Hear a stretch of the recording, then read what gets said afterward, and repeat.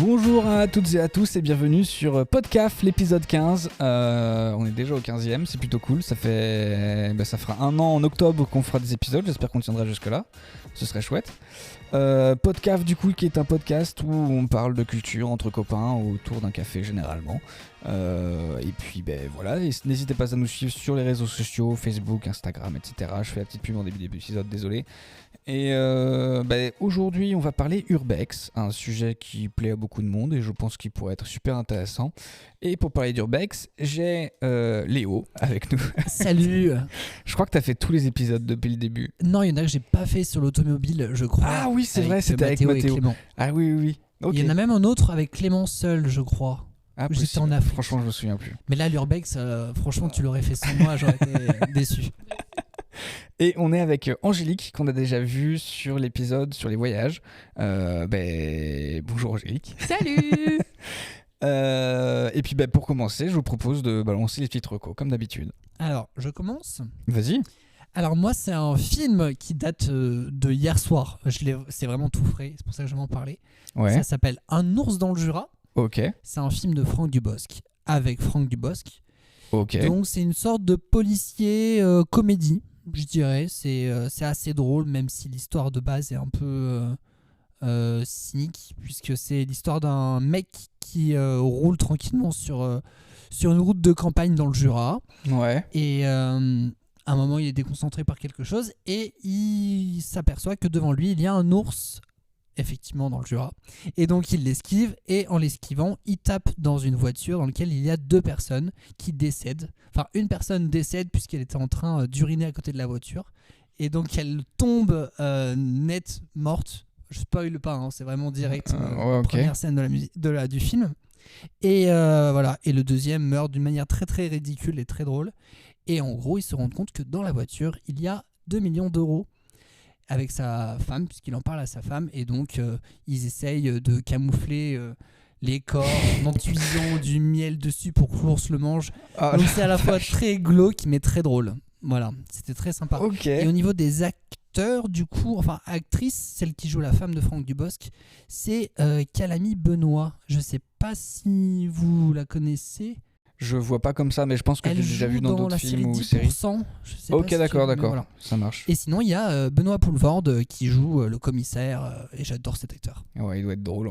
Ouais. Il avait déjà joué un flic avec Danny Boone sur... je sais plus ce que c'est. C'est deux flics sur la frontière franco-belge, là, je sais plus le film. C'était bien, ça.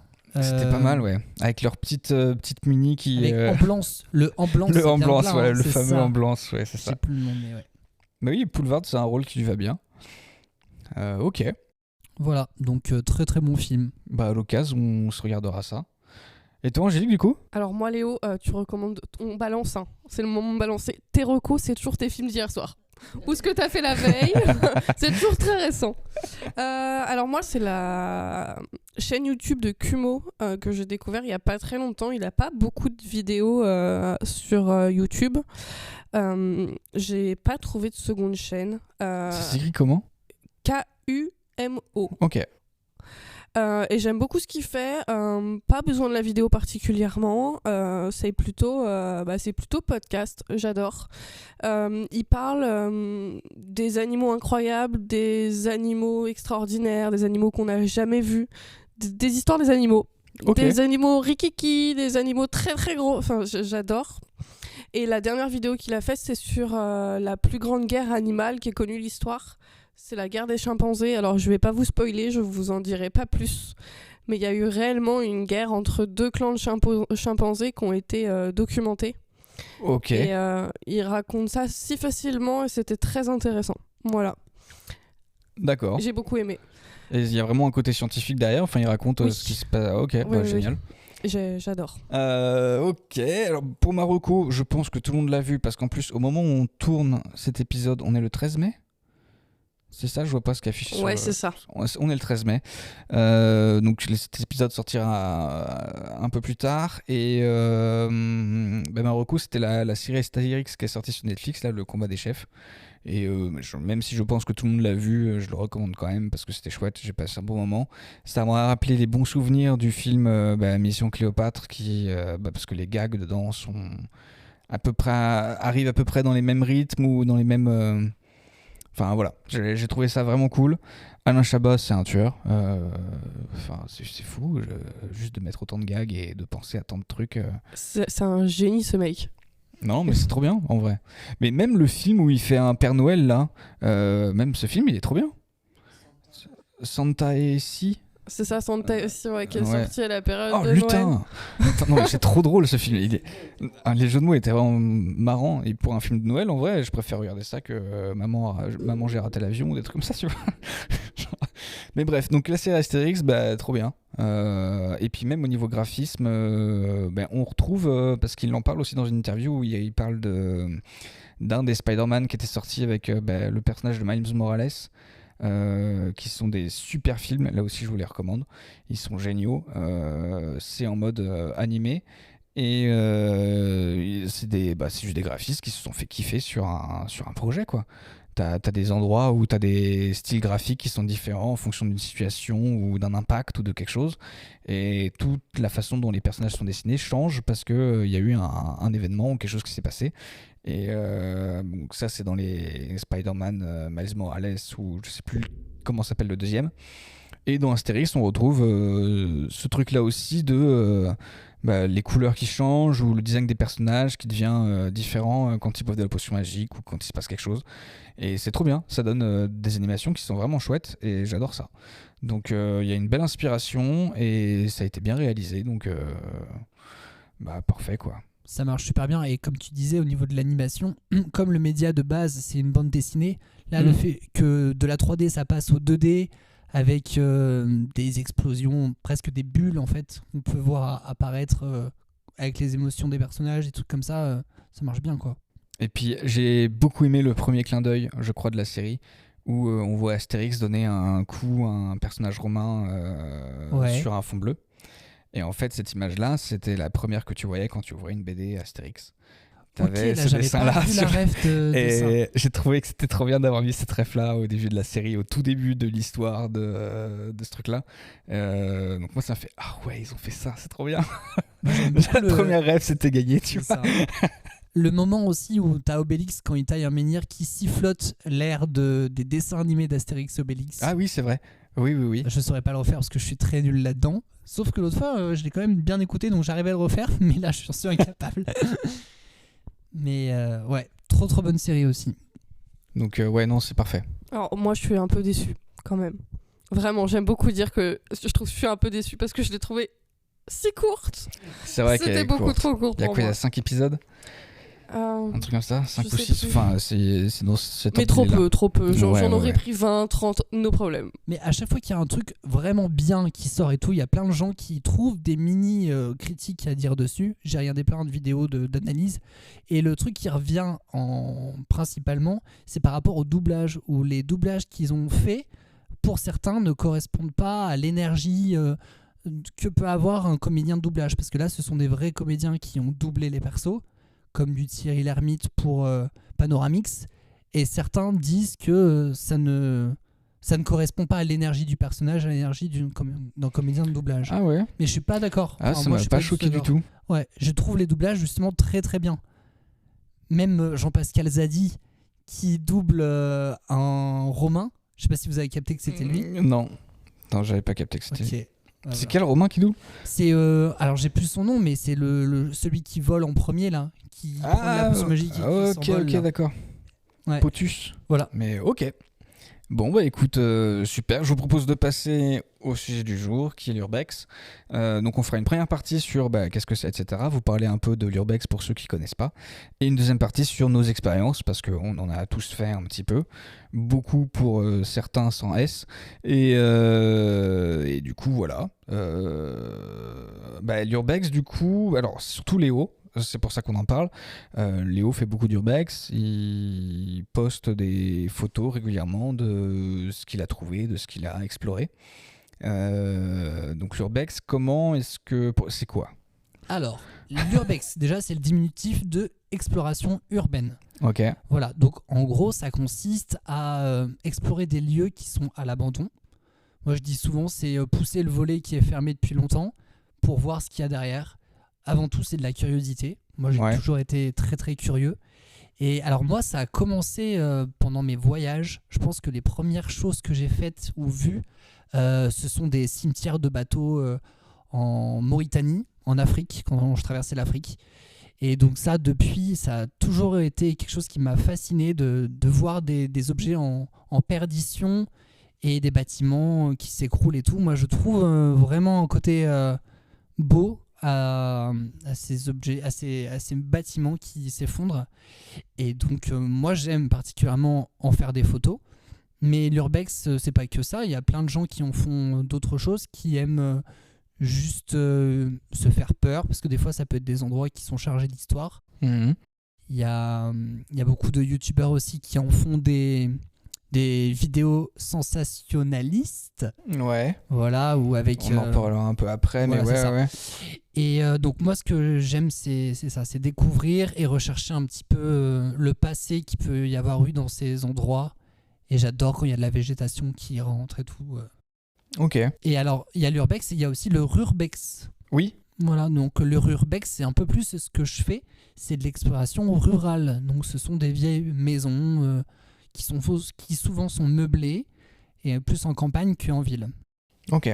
Il y a des règles dans l'urbex. Enfin, tu m'as parlé de choses comme ça avant qu'on en Ouais. fasse, comme quoi il y avait des trucs à faire et des trucs à pas Bien faire. sûr, ouais. Il y a des règles qui sont très importantes. Déjà, il faut souvent être accompagné pour le faire, parce que c'est dangereux de le faire tout seul. Je dis ça alors que je le respecte pas, mais ça, c'est vraiment important de le faire. Il y a eu beaucoup d'accidents de jeunes sur des toits et tout qui sont tombés et étant tout seul, les secours arrivent beaucoup moins vite et tout. Mhm. Sinon, c'est aussi de rien casser à l'intérieur ou à l'extérieur pour pouvoir y rentrer. Moi, ça arrive des fois que je fais 1 heure de route, voire plus, parce que j'ai repéré sur Google Maps, en faisant du check, un endroit qui me permet à l'abandon, vu du ciel, et que devant, c'est fermé. Et donc, je vais chercher pendant un petit moment autour, voir s'il n'y a pas un accès, mais sans le dégrader. Si jamais je vois que c'est pas possible, Tu rentres pas et puis c'est tout. je ouais. rentre pas, je rentre chez moi. Et puis voilà. Donc, pas de vol, pas de casse, et un respect des lieux, en fait, tout simplement. Et est-ce que c'est une activité illégale ou c'est quelque Ouais, chose qui totalement. peut être toléré? Non, c'est totalement Complètement illégal. illégal. Parce qu'en fait, l'urbex en soi, c'est rentrer chez des gens, puisqu'il y a toujours un propriétaire, Mhm. même si c'est abandonné depuis très longtemps, même si des fois c'est des problèmes d'héritage, de succession, il y a toujours, que ce soit l'État ou une personne d'une famille qui reste propriétaire. Ok. Mais des fois, ça reste abandonné depuis des décennies sans que personne y aille. Donc c'est pour ça que moi, je me permets de rentrer dans ces endroits où plus personne n'en a rien à faire. Et d'ailleurs, sans même que les propriétaires soient au courant qu'ils sont propriétaires de ce bien. Oui, c'est vrai que ça arrive aussi. ouais. Ça peut arriver. Il y a des choses qui sont abandonnées depuis des dizaines et des dizaines d'années et personne ne sait qu'ils sont héritiers. Voilà. Ouais, c'est ça. Et moi, je regarde souvent les boîtes aux lettres aussi avant que je fasse une exploration pour voir s'il y a eu du courrier qui a été mis depuis longtemps ou pas. Et parce que à partir du moment où il y a le nom, je crois, d'un propriétaire sur une boîte aux lettres, là, c'est risqué. Tu peux vraiment avoir une amende si tu te fais attraper. Ok. Donc on parlait de différents types d'urbex. Toi, tu fais surtout du rurbex parce que c'est aussi le milieu dans lequel on vit En campagne, ouais. ici. Donc full campagne, mais il y a des gars qui vont en usine, il y a des gars qui vont C'est ça. surtout sur des châteaux ou des bâtisses plus importantes. C'est en fonction de nos goûts et de ce qu'on a envie de Ouais, faire. ouais. Moi, je suis plus dans les petites maisons meublées, alors que contrairement à toi, c'est plus des grands bâtiments Ouais, vides, industriels. ouais, j'aime bien. Et ça s'explique pas, c'est un truc... C'est juste comme c'est ça.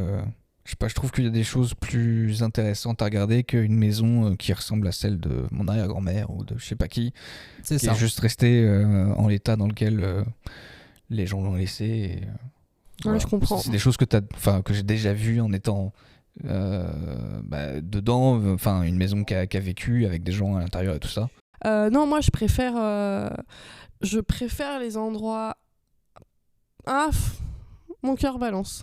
Je suis vraiment entre les deux parce que j'aime les endroits industriels, j'aime les endroits qui ont été je sais pas comment je dirais, utile, pratico-pratique, mais meublé. Enfin, j'adore découvrir les usines qui sont complètement abandonnées depuis des décennies, mais si c'est que des murs et des pièces vides, bon, j'en vois pas trop l'intérêt. Il y a des luminosités qui peuvent être intéressantes, mais au-delà de ça, s'il y a rien dedans, je trouve pas ça particulièrement intéressant. Voilà. Ok. On avait abordé le sujet des youtubeurs tout à l'heure, là. Enfin, tout de suite. Gros sujet d'infiltration ou des trucs comme ça chez youtubeurs. Donc, il y en a eu plusieurs qu'on peut citer. Les Mami Twinks, sur des bunkers, pas mal. Ouais, beaucoup de trucs militaires, lui. Ouais, parce que les deux sont hyper passionnés par la Seconde Guerre mondiale, entre autres. Et puis, il y a eu... c'était Cyril, je crois, sur Baïkonour. Cyril MP4 avec le grand JD. Le grand JD qui fait beaucoup d'urbex. Et Hit The Road aussi, ils ont fait, je crois, Baïkonour. C'était peut-être même les premiers, je crois. Je sais pas. Je sais plus. Après, non, c'était le grand JD et Cyril. Sans le filmer. Enfin bref. Ouais, c'est un peu ce qu'on appelle le Graal de l'urbex. Donc, pour expliquer ce que c'est Baïkonour, en gros, c'est en Russie et c'est un hangar immense où il y a encore 2 navettes spatiales à l'intérieur. Plutôt en bon état, mais c'est surveillé et c'est au milieu du désert, donc il faut surveillé par pas n'importe qui parce que c'est directement l'armée russe qui est sur place. Et il y a une 40aine de kilomètres à faire à pied pour se retrouver sur place. Et souvent ça se fait avec un fixeur qui t'emmène à un endroit. Souvent il parle pas ta langue, donc il faut avoir confiance pour qu'il te récupère. Ouais, ça fait partie des explorations qui sont quand même à haut risque. Ouais. Mais tout urbexer a envie de le faire. Bah ouais. En même temps, ça va être incroyable de tomber sur un bâtiment qui est immense parce qu'il y a 2 navettes, mais il y a aussi une fusée, enfin un lanceur de satellites ou de trucs comme ça. Et ça doit être juste fou déjà la taille du bâtiment, parce que c'est des choses qui sont monstrueuses. Et en plus de ça, voir des engins comme ça à l'abandon dans un espace vide. Ouais. Non, ça doit être incroyable. Je suis en train de penser vers Toulouse, il y a un truc qui vous plairait, je pense pas mal. Ça s'appelle le parc des Titans, je crois. Et en fait, il y a une excavatrice. Tu vois ce que c'est ou pas ? Ouais. Et géante. Enfin, vraiment, ça c'est immense. Et donc, il y a plusieurs engins qui servaient à creuser et tout, mais des machines qui doivent faire plus de 20 ou 30 mètres de haut. Et on peut les visiter assez facilement, c'est faisable. Voilà, c'est trop beau. Attends, mais c'est un truc légit ou c'est complètement illégal ? C'est un parc qui est ouvert au public, okay. Donc tu as le droit d'être autour, si je dis pas de bêtises, je crois. Après, ce que tu n'as pas le droit de faire, c'est monter dessus. Mais ça... D'accord. Faut le faire discrètement. Non, faut pas le faire. Faut pas le faire. Même discrètement, faut pas le faire. Ok, ou alors mettez un casque. En tout cas... Mettez un casque. Mais sérieusement. Ok. Du coup, il y a Tchernobyl aussi, qui a été un peu en mode infiltration parce que je crois que pendant une période, en tout cas, il y avait des rondes ou des gardes qui faisaient des trucs. Donc, il y avait Tchernobyl, en gros, c'est explos. Et il y a une exploration aussi qui est un peu folle, c'est Fukushima au Japon. Mais du coup, qui est surveillée, elle, et il te faut un laissez-passer ou un truc et t'as tant de temps sur place. Bah oui, parce que sinon, après, t'es irradié. Ou un truc comme ça. Enfin, voilà. Mais du coup, ok. Et tout à l'heure, on parlait de youtubeurs. Du coup, je peux parler d'une expérience que j'ai eue avec des youtubeurs russes que je ne connaissais pas, que j'ai rencontrés à La Réunion et qui m'ont proposé de partir avec eux en road trip en Italie pendant 3 semaines. Ok. Donc on est parti en van avec donc 2 inconnus et leurs chiens. Et donc c'était en plein hiver. Ils m'ont proposé de partir faire des lieux qu'ils avaient repérés. Et donc ça nous a permis de faire des endroits mais absolument fous. Je pense le premier spot c'était un théâtre abandonné. Un théâtre où tu as les balcons qui tombent. Tous les sièges qui sont en état... Enfin, c'était vraiment magnifique. Et on a fait aussi une ville entièrement abandonnée qui a subi un tremblement de terre. Et donc, toutes les maisons étaient pleines. Il y avait même les passeports des gens qui étaient encore sur place. Tous les biens étaient là. Et c'est très perturbant parce que tu as vraiment l'impression d'être dans une série ou dans un film.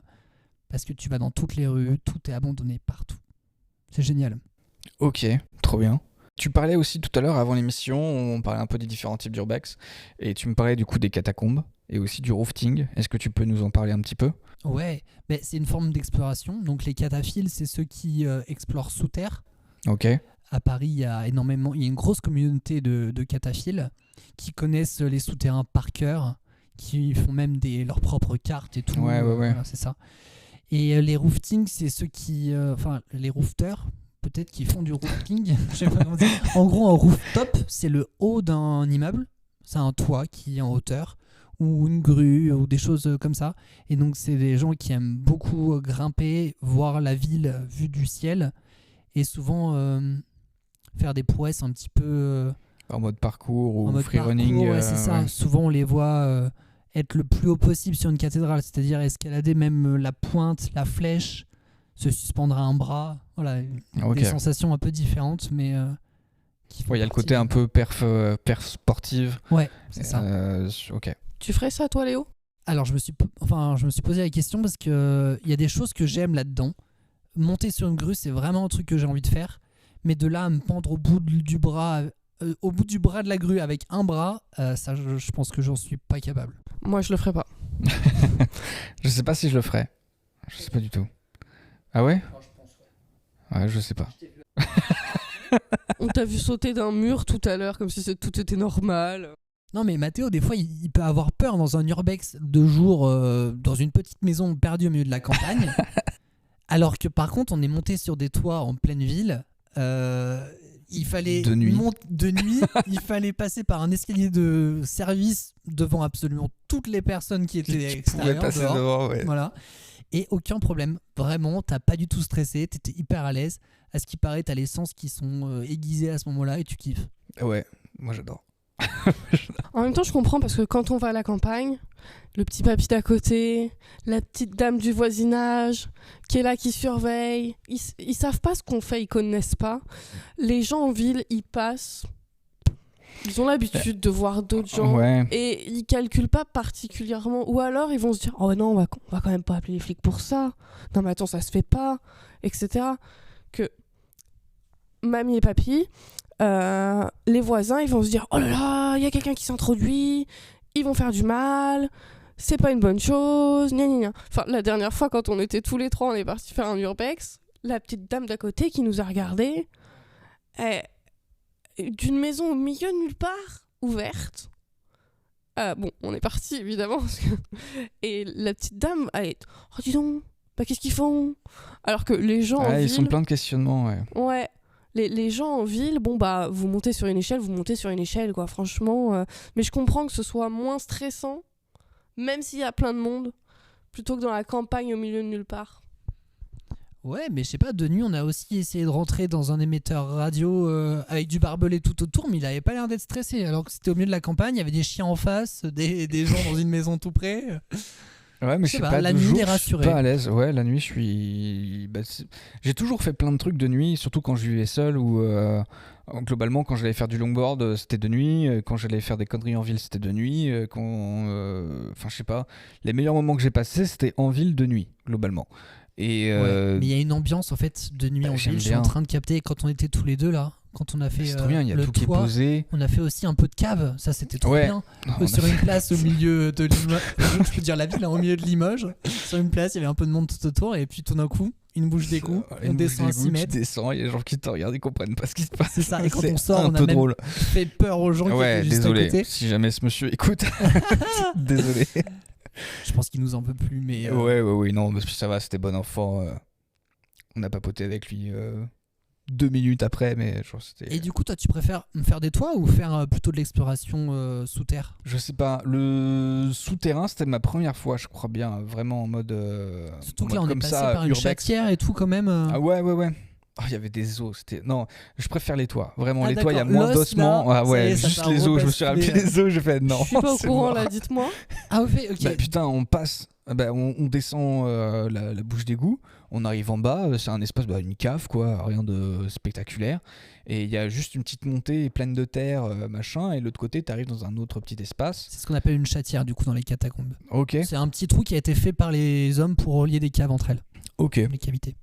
Du coup, on est passé par celle-là, et après, on avait une autre encore plus petite où moi, j'ai pas voulu y aller parce que surtout, Léo était tombé sur des os un peu trop gros pour moi, et j'ai vraiment pas envie de m'approcher de ces trucs-là. Je déteste ça, vraiment.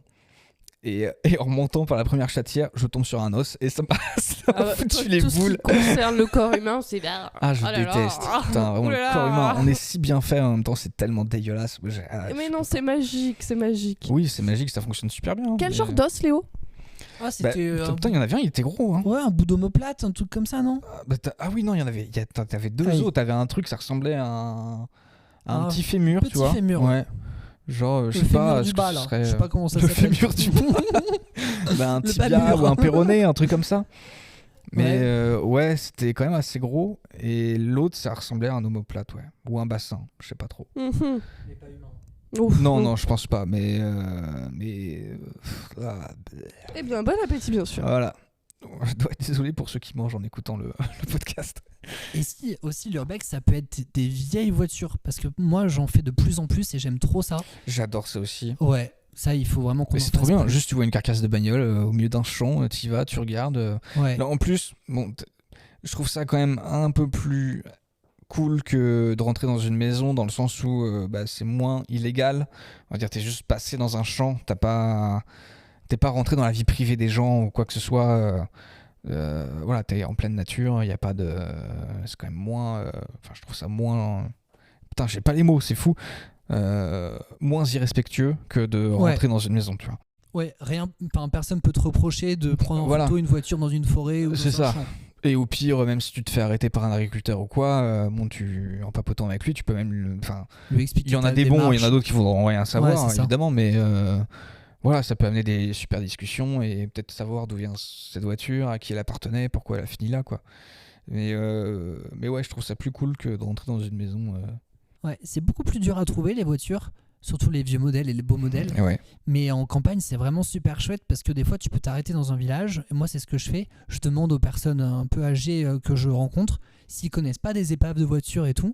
Et souvent, ils sont très enjoués de m'en parler parce que des fois, je suis même tombé sur quelqu'un qui m'a emmené à la voiture de son grand-père sur laquelle il avait appris à conduire. Putain.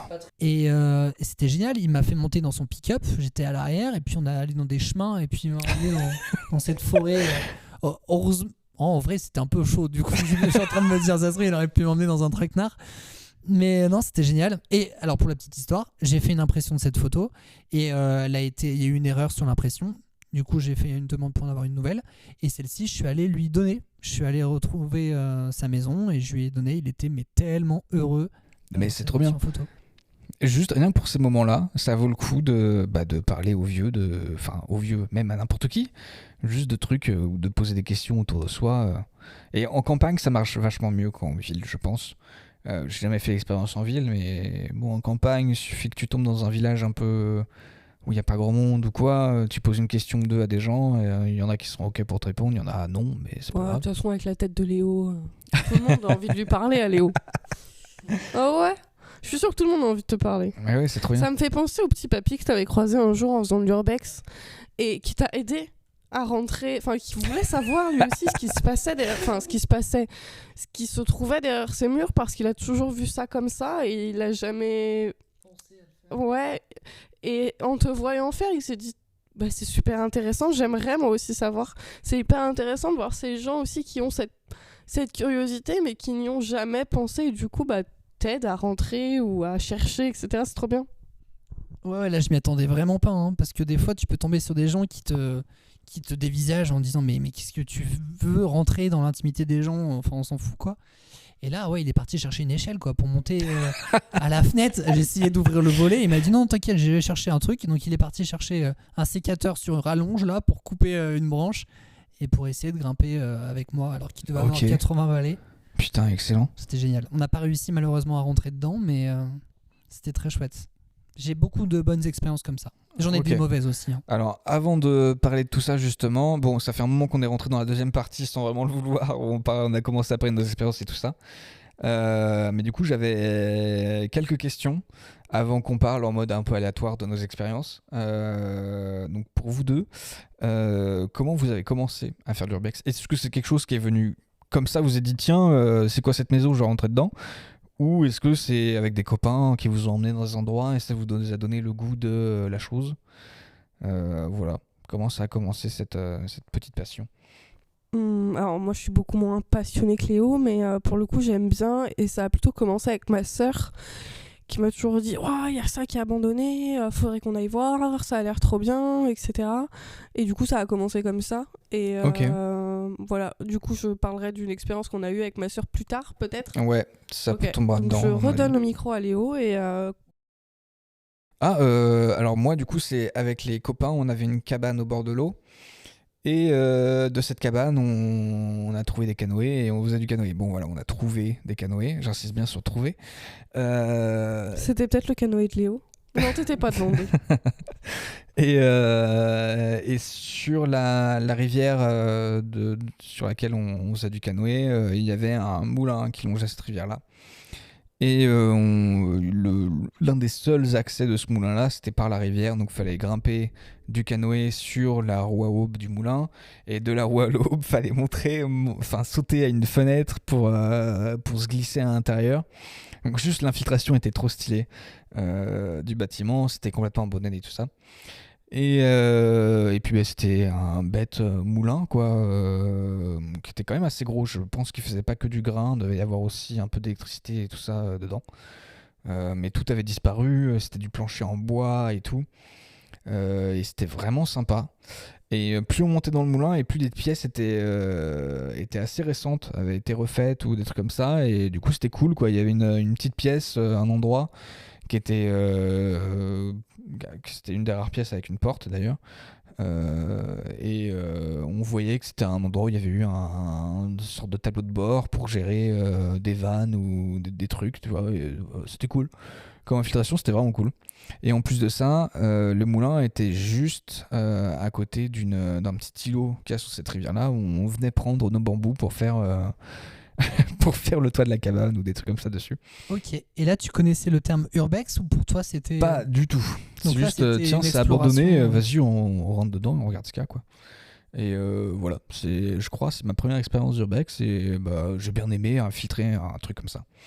Il y a un autre truc qu'on a fait, mais pour le coup, c'est pas du tout un urbex, c'était une carrière. Et là, c'est pas la même chose. Franchement. Et c'était même un peu dangereux, mais on en reparlera peut-être tout à l'heure. Mais ouais. Donc la première, c'était un vieux moulin. Et puis le côté haut, passer du canoë à la roue à aube qui tournait, il fallait faire gaffe et tout. Enfin, non, franchement, c'était vraiment Je chouette. t'imagine comme infiltration. dans Pirates des Caraïbes 2, là, tu sais, sur la roue du moulin.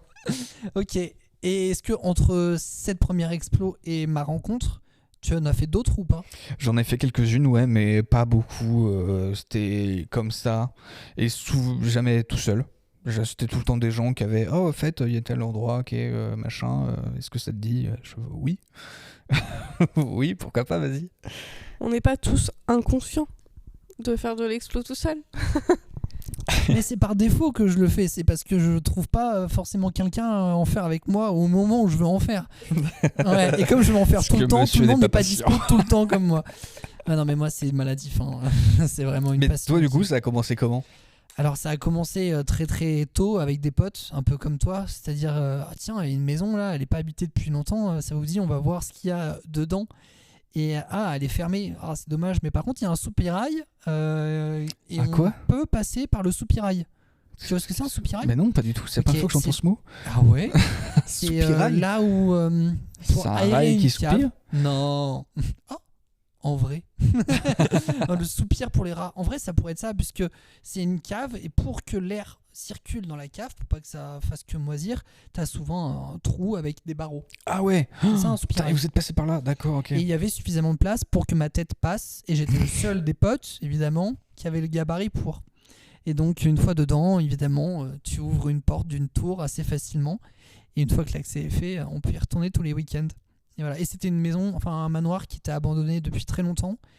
Et le manoir dans lequel nous sommes allés il n'y a pas si longtemps avec Ok, ta d'accord. sœur C'était Mathéo. ta première. C'est mon premier urbex. Ouais. Ok, excellent. Et il n'a pas bougé depuis. Je pensais qu'il avait été réhabilité. Mais non. Bah, c'est vrai qu'on a vu plein d'outils sur place. Des gens ont essayé de faire quelque chose pour Ouais, mais pour t'as vu, refaire vivre c'est ce pas manoir. allé bien mais- loin, quoi. Non, c'est pas allé bien loin. Le manoir est infecté d'un champignon. Il y a énormément de moisissures, Ah oui, c'est vrai. des poutres qui. Enfin, pas des poutres qui sont en train de tomber, mais je pense qu'il y a énormément de travaux. Ça coûterait extrêmement cher d'en refaire quelque chose et je suis pas sûre que ça vaille réellement le coup. Je pense qu'ils ont racheté à un moment, ils ont essayé et en fait, ça vaut pas le coup. Voilà. Et ils ont vraiment tout laissé en plan, quoi. Ouais, peut-être. Et je suis en train de penser qu'il y a une autre règle à l'urbex qui est très importante aussi, c'est de ne pas dévoiler les adresses que l'on trouve à n'importe qui, parce qu'il peut y avoir vite du vandalisme et tout. Hmm. Et ça, c'est un truc que les Ça, urbexers c'est franchement pas le but, quoi. respectent le plus. C'est vraiment de donner l'adresse à personne. Donc c'est très compliqué de se créer une map avec des spots, des endroits assez chouettes, puisque tout se fait par toi-même. Voilà. Tu découvres par toi-même tout. Ok. Après, il y a des spots qui sont très connus et du coup qui ont circulé parce qu'on sait que ça vaut plus grand-chose. Mais voilà. Alors, quel est l'urbex le mieux que vous ayez fait, c'est quoi? Le mieux que vous ayez fait, pardon. Alors moi, très clairement, sans hésiter, c'est un hôpital abandonné avec ma sœur. Ok. Un très grand... Non, pas un très grand bâtiment. 2 très grands bâtiments. 3, 4, il me semble. Donc l'hôpital principal. On est allé de la cave au grenier quasiment. On a fait 3 ou 4 étages, il me semble. Les sous-sols, les lieux de stockage, les blocs opératoires, etc. Et ce qui était très intéressant à cette époque, c'est qu'il n'était pas vide complètement. Il restait du matériel, il restait des équipements, il restait pas mal de choses. On a entre autres, sans rien dégrader évidemment, il y avait des brancards à l'extérieur. On a fait une course de brancards à l'extérieur de l'urbex, en fin d'urbex, et c'était magnifique. On avait pris des photos incroyables. Je crois que j'ai plus les photos aujourd'hui, mais on avait pris de très belles photos ensemble. C'était incroyable de voir un hôpital public laissé comme ça à l'abandon, vide, qui sert à rien, sur un terrain qui va rester là probablement sans rien dessus et qui va se dégrader avec le temps comme ça. Et c'est un peu ça sera un peu notre souvenir qu'on aura de cet hôpital, quoi. Et on laisse ça comme ça, voilà. Mais c'était incroyable, c'était vraiment très beau. C'est aussi fou de voir des bâtiments comme ça qui valent cher encore. Enfin, je suppose qu'il y a quand même un potentiel financier, mine de rien, où on nous laisse des appareils de radio, des brancards, des fauteuils roulants, des lits. Et finalement, maintenant, c'est censé être fermé, mais mine de rien, il y a eu de nombreux squatteurs, de nombreuses dégradations, de nombreux tags, etc. Depuis. Voilà. Léo, à ton tour. C'est vraiment dur de choisir parce que j'en ai vraiment fait beaucoup. Je sais pas, je dois être à plus de 400 lieux que j'ai fait. Ah oui. Je pense que ça va être un lieu que j'ai fait en Italie. Le théâtre doit en faire partie parce que vraiment ça c'était absolument fou. En plus l'accès était super chouette. Il fallait passer par un mur et tout. C'était la vraie infiltration et là j'ai adoré. Et j'ai des très belles photos parce que les youtubeurs étaient photographes, donc ils ont pu immortaliser ces instants. Sinon, en Italie, j'ai fait une boîte de nuit qui était sur le thème du médiéval. Donc, tu avais des fresques médiévales partout. J'ai fait des hôpitaux psychiatriques. Donc, il y avait encore tout. Des tables d'opération. J'ai fait plusieurs cinémas aussi. Enfin, ouais, des trucs comme ça. Ok. L'Italie, c'est absolument fou pour ça. C'est que tu peux tomber sur un palais au milieu de rien et l'accès est hyper facile. Et à l'intérieur, tu as des peintures partout. L'Italie, ils sont vraiment très très doués en architecture. Oui. Chose folle, quoi. Ok. Et sinon, j'ai un autre spot. Vas-y. C'était un ancien lieu de franc-maçonnerie. Je vais pas donner la place à l'endroit où c'était parce que non, je crois que ça a été racheté quand même. Et en fait, il y avait une sorte de verrière folle avec un dôme et des vitraux. Ok, Et c'est juste très très très très très beau. Vraiment. d'accord. Voilà. Ok. Le meilleur que j'ai fait, je pense que c'était une petite rue juste derrière chez moi. C'était vraiment à côté de chez moi quand j'habitais avant chez mes parents et tout. Et que j'étais pas très vieux. Et en gros, il suffisait de grimper le mur de ma maison pour tomber de l'autre côté. Et de l'autre côté, du coup, c'était une propriété privée, mais c'était le bout de ma rue en fait qui continuait vers là-bas. Et dans ce bout de rue-là, il y avait quelques maisons, un hangar, des trucs comme ça. Il y avait certains trucs qui étaient ouverts et du coup on rentrait dedans sans problème quoi. Il n'y avait pas grand-chose à voir. C'est plus le fait d'avoir une rue complètement abandonnée comme ça en plein milieu d'une ville où du coup t'avais rien du tout qui vivait là-bas. Et en plus de ça, cette rue-là, elle avait une petite histoire parce qu'elle menait à une sorte de manoir château. Qui là du coup on n'a même pas cherché à rentrer dedans parce que c'était habité, il y avait des voitures, on soupçonnait aussi pas mal d'avoir un garde qui avait une petite maison à l'entrée du truc et tout. Et il y avait évidemment des caméras, donc c'était mort, tu vois. Enfin, le lieu était vivant avec des gens qui vivaient à l'intérieur, donc ça aurait été juste. Enfin, c'était pas possible. Même si ça aurait été trop bien. Mais on l'a pas fait.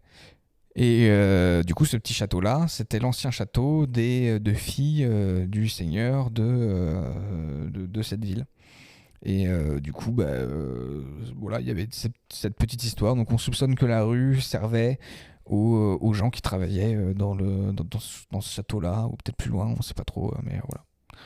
Donc c'était un peu cool. Ok. Je suis en train de penser qu'il y a un château qui te plairait beaucoup, qui vous plairait beaucoup, qui est très grand, assez vide malheureusement, avec une petite chapelle, pas très très loin de là où on est. Et ouais, c'est le prochain endroit où je vais vous emmener, je pense. Ok. Voilà. Ma dernière question sur nos expériences, avant qu'on parte dans tous les sens, c'était le plus dangereux que vous ayez fait. Et du coup, pour nous parler des erreurs que vous auriez pu éviter, comment, et puis voilà quoi. Juste pour donner une petite leçon à ceux qui nous écoutent et une petite morale. Moi, c'était un magasin complètement abandonné, je sais plus, souci de mémoire, mais un magasin complètement abandonné, il y avait eu un dégât des eaux dedans, et quelques semaines, si ce n'est jours, ils ont absolument tout cloisonné parce que c'était devenu beaucoup trop dangereux. Il me semble qu'il y avait eu un incendie par le passé dans ce magasin.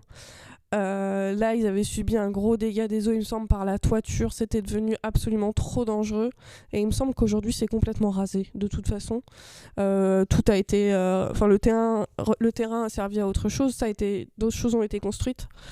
Mais là, c'était dangereux parce que du coup, ça menaçait vraiment de s'effondrer.